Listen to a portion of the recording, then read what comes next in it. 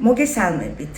მინდა გამოვეხმაურო ბოლო დღეებში ჩვენს გარშემო ატეხილ ამ ამბებს, აჟიოტაჟს, რომელიც მოყვა რამოდენიმე გამონათქვამს, დაწერილ კომენტს, ტროლის, ბოტის თუ ვიღაცის დაკვეთით ნათქვამს, რაც საერთოდ მიმაჩნია, რომ არ არის ყურადღება მისაქცევი. ჩვენ მიჩვეულები ვართ წლების მანძილზე არაერთი ბრალდება გამოთქმულა ჩვენს მიმართ, უსაფუძვლო ბრალდება. თუნდაც გავიხსენებდი 26 მაისს რუსთაველზე თითქოს ვიცეკვეთ, როცა არ გვიცეკვია. ან თუნდაც ეჭვის ქვეშ აყენებენ ჩვენ დამოკიდებულებას რუსეთის მიმართ და კიდე ბევრი სხვა.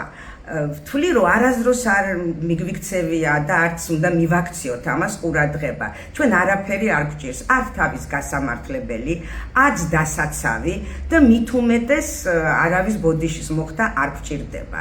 ასევე მინდა ვახსენო პეტიცია, დიდი მადლობა ყველას, ვინც გამოეხმაურა ამ ჩვენს გარშემო შექმნილ ამ რაღაც მოვლენებს, აი ამ სიყვარულისთვის, თანადგომისთვის, მაგრამ ვთვლი, რომ ესეც არ არის ამაზე მე უფრო გავამწვავებთ ისედაც გამწვავებულ მდგომარეობას ქვეყანაში. კიდევ უფრო დავძაბავთ ასთა სხვადასხვაობას და კიდევ უფრო არ ვიცი ზედმეტად მოყვება ამას ერთმანეთის ლანძღვა გვინგინება, რაცაც უკვე მივეჩვიეთ, მაგრამ ნამდვილად არ მოგწონს ეს ჩვენ.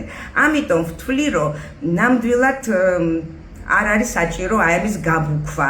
მე მჯერა ჩემი ხალხის და დიდი მადლობა იმ სიყვარულისთვის, იმ თანადგომისთვის, აი ჩვენი წარმატების გაზიარებისთვის, აი ამ დამოკიდებულებისთვის.